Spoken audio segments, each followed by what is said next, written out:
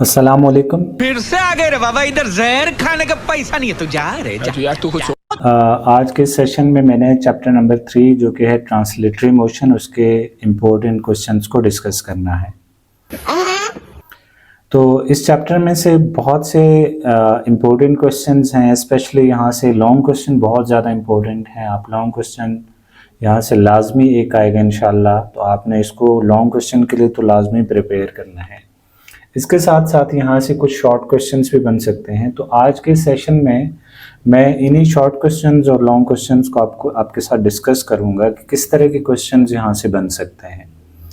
तो यहाँ पे मैंने सबसे पहले एक SLO लिखा है, SLO 1, derive the equation of motion. Equation of motion की डेरिवेशन है, आगे इसकी डिटेल भी है। For uniform acceleration cases only, derive from definition of velocity and acceleration as well as graphically। लेकिन ये जो SLO है ये फॉर्मेटिव है, मतलब इसमें से कोई क्वेश्चंस नहीं पूछे जाएंगे, यहाँ से कोई क्वेश्चन आपसे नहीं पूछा जाएगा। लेकिन इसी SLO के साथ एक और SLO भी है, solve problem using the equation of motion, और इसकी भी काफ़ी लंबी चौड़ी स्टेटमेंट है। और ये जो SLO है ये हमारे पास समेटिव है, और इसमें से एप्लीकेशन लेवल के क्वेश्चंस आएंगे। एप्लीकेशन लेवल के क्वेश्चन आने से मुराद यहाँ से आपसे न्यूमेरिकल्स पूछे जाएंगे, और ये समेटिव है। और कौन से क्वेश्चंस या कौन सी टाइप के क्वेश्चंस आएंगे? Application level. एप्लीकेशन लेवल में जनरली न्यूमेरिकल्स पूछे जाते हैं, इसके अलावा डेली लाइफ की कुछ प्रॉब्लम पूछे जाते हैं। अगर इस SLO की पूरी स्टेटमेंट आप देखें तो वो कुछ इस तरह से है, solve problems using equation of motion for cases of uniform accelerated motion in straight line, including the motion of bodies falling in the uniform gravitational field without air resistance.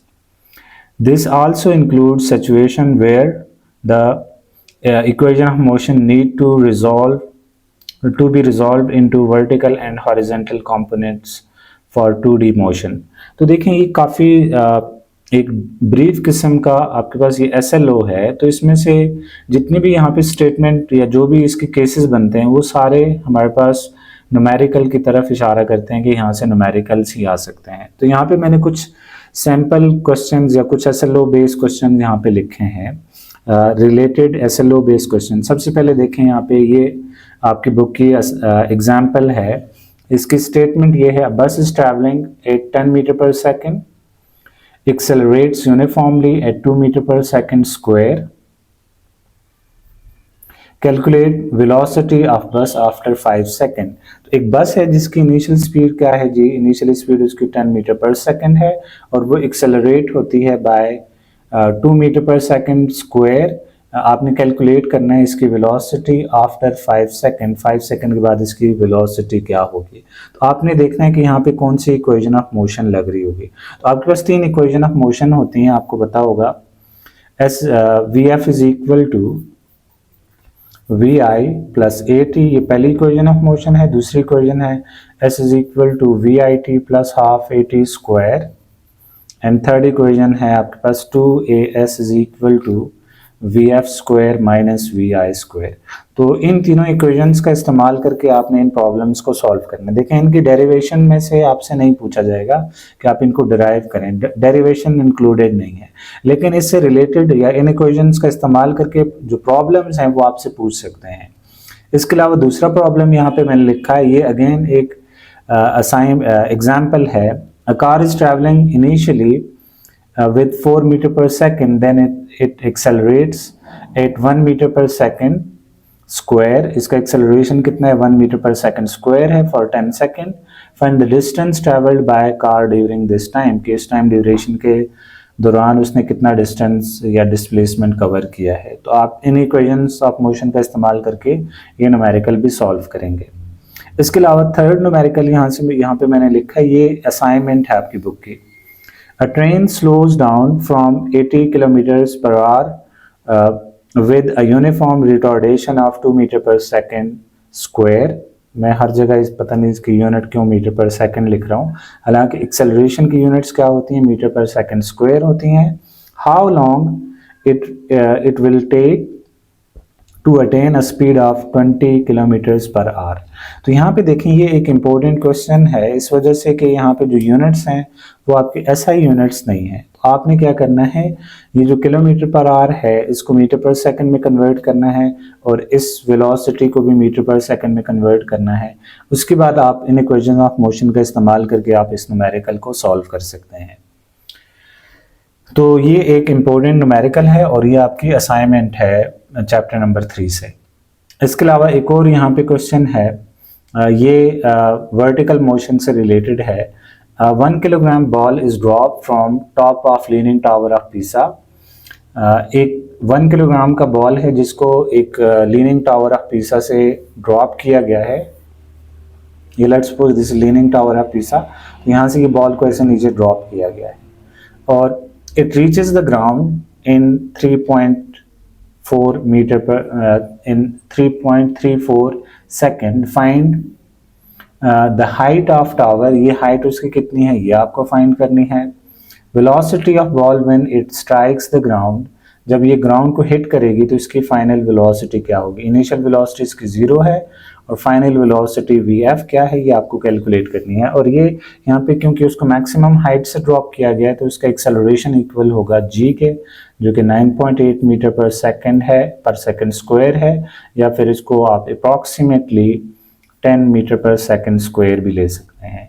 इसके अलावा problem number 1 and problem number 3 भी इसी SLO से related हैं। तो आपने इस SLO को प्रिपेयर करने के लिए आपने इस तरह के क्वेश्चंस पे थोड़ी वर्किंग करनी होगी, तभी जाके यहाँ से अगर कोई प्रॉब्लम आएगा तो आप सॉल्व कर पाएंगे।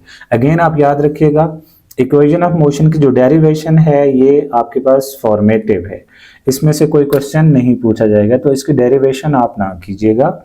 तो आप क्या करेंगे, इससे इन इक्वेशन ऑफ मोशन का इस्तेमाल करके जो प्रॉब्लम आपने सॉल्व करने हैं ये लाजमी आपसे पूछे जा सकते हैं। तो आपने इन प्रॉब्लम्स पे थोड़ी थोड़ी वर्किंग करनी है ताकि आपसे ये सारे क्वेश्चंस हो पाएं। अब नेक्स्ट SLO के लिए मैं बोर्ड को रेज कर लिया। इसके बाद हमारे पास जो नेक्स्ट टॉपिक है ट्रांसलेटरी मोशन में वो है प्रोजेक्टाइल मोशन। प्रोजेक्टाइल मोशन से रिलेटेड जो SLO है उसकी जो शॉर्ट फॉर्म है वो मैंने यहाँ पे लिखी है, evaluate and analyse projectile motion in the absence of air resistance. और इसकी जो फुल फॉर्म है वो मैं यहाँ पे साथ में स्टिकर यहाँ पे लगा लूँगा, आप उसको भी देख लें। उसमें सारी डिटेल लिखी हुई है कि क्या कुछ बच्चों को आना चाहिए इस पर्टिकुलर टॉपिक पढ़ने के बाद। अब ये जो हमारे पास SLO है ये इसकी जो कॉग्निटिव लेवल है वो एप्लीकेशन लेवल के यहाँ से क्वेश्चन आ सकते हैं। इससे क्वेश्चंस कौन से आएंगे, एप्लीकेशन लेवल के क्वेश्चंस आएंगे। मतलब यहाँ से डेरिवेशंस आपसे पूछ सकते हैं, न्यूमेरिक्स आपसे पूछ सकते हैं और एक्सप्लेनेशन या फिर कंपैरिजन्स भी आपसे इस प्रोजेक्टाइल मोशन के टॉपिक से पूछ सकते हैं। अब यहाँ पे मैंने कुछ रिलेटेड SLO बेस्ड क्वेश्चंस लिखे हैं। सबसे पहले मैंने यहाँ पे एक लॉन्ग क्वेश्चन लिखा है, explain projectile motion, derive mathematical equations for maximum height attend, time of flight, range of projectile. इन चीज़ों के लिए आपने मैथमेटिकल इक्वेशंस या फिर मैथमेटिकल फार्मूलाज डिराइव करने हैं। ये एक बहुत ज़्यादा इंपॉर्टेंट लॉन्ग क्वेश्चन है, ये आपके पास क्या है, इंपॉर्टेंट लॉन्ग क्वेश्चन है और इसको आपने लाजमी प्रिपेयर करना है। ये तीनों चीज़ों की जो कैलकुलेशन है, हाइट की, मैक्सिमम हाइट की, टाइम ऑफ फ्लाइट और रेंज की, ये बहुत ज़्यादा इंपॉर्टेंट है।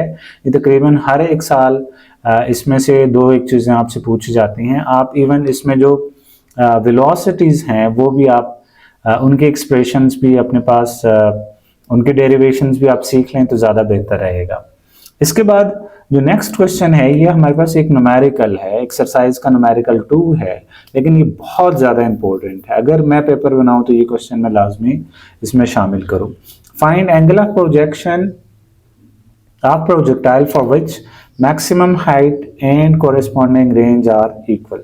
कि हाइट और रेंज कौन से एंगल पे इक्वल होती है। ये शॉर्ट क्वेश्चन के लिए ये जो न्यूमेरिकल है काफ़ी ज़्यादा इंपॉर्टेंट है, लेकिन सम केसेस में ये आपसे लॉन्ग में भी पूछ सकते हैं, लेकिन ये शॉर्ट के लिए बहुत ज़्यादा इंपॉर्टेंट है, आपने इसको लाजमी प्रिपेयर करने हैं। इसके अलावा न्यूमेरिकल नंबर 3, 4 एंड 5 वो भी प्रोजेक्टाइल मोशन से रिलेटेड हैं, क्योंकि यहाँ से एप्लीकेशन लेवल के क्वेश्चन आने हैं। अगर वो न्यूमेरिकल पूछने लगा तो ये 3, 4, 5 से पूछ सकते हैं। इसके अलावा एग्जाम्पल्स भी हैं, उनको भी आप देख लें।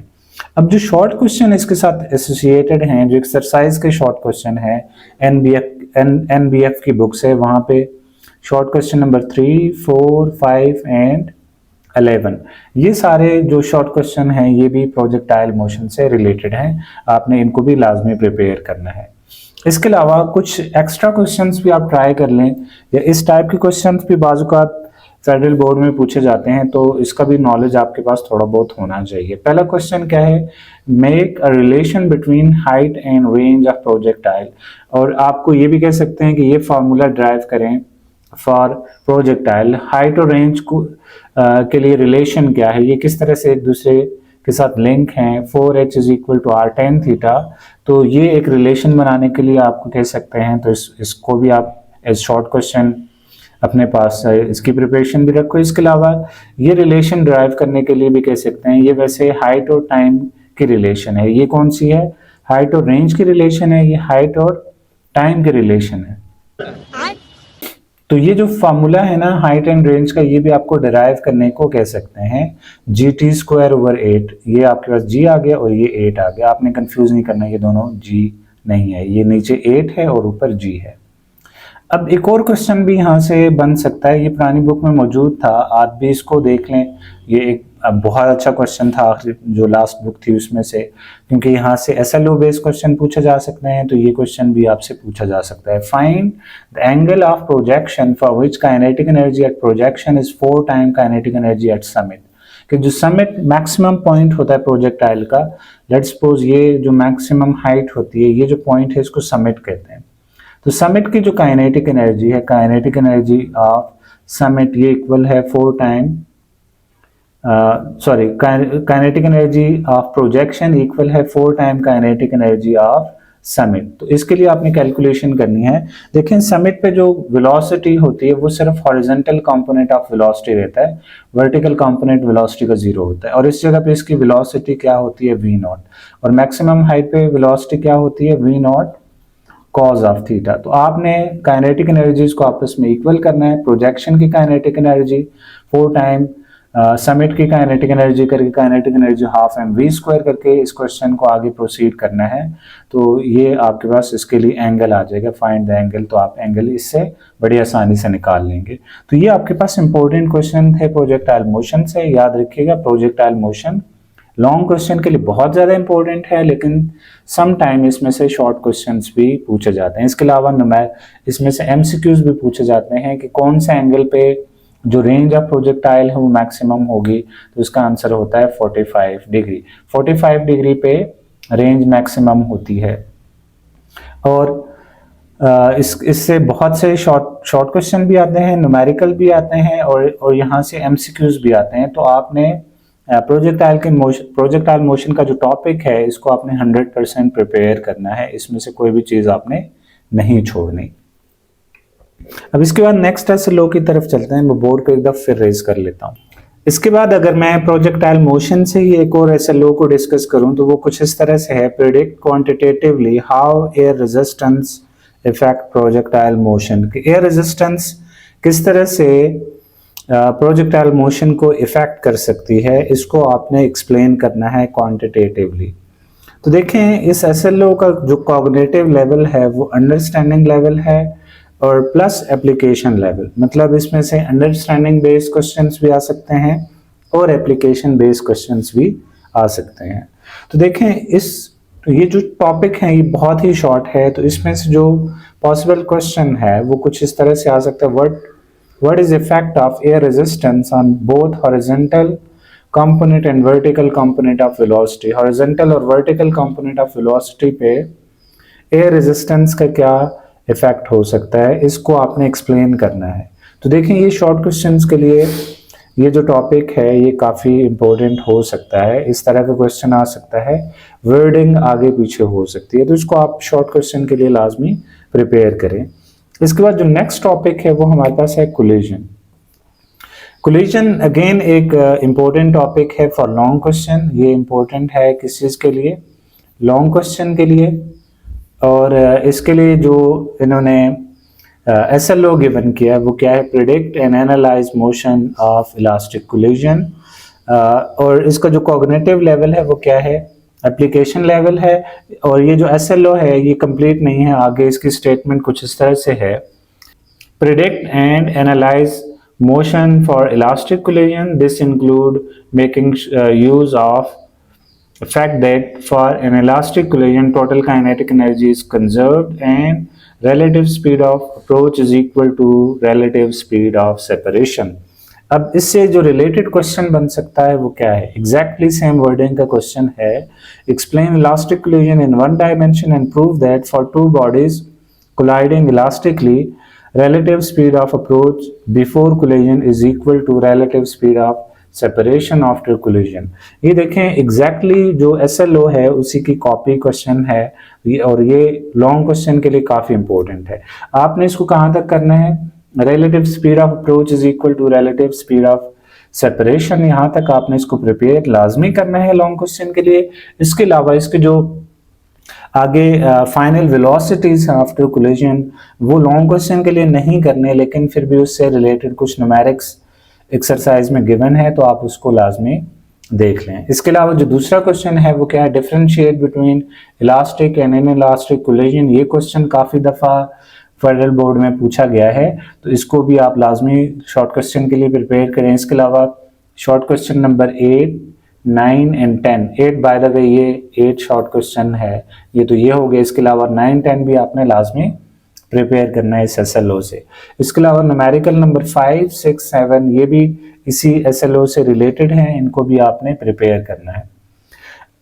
कोलिजन से एक और SLO भी शामिल है, उसका क्वेश्चन मैंने यहाँ पे नहीं लिखा, लेकिन इटसेल्फ ये यहाँ से आगे यहाँ तक ये एक शॉर्ट क्वेश्चन के तौर पे पूछा जा सकता है। Justify why though the momentum of closed system is always conserved, some changes in kinetic energy may takes place।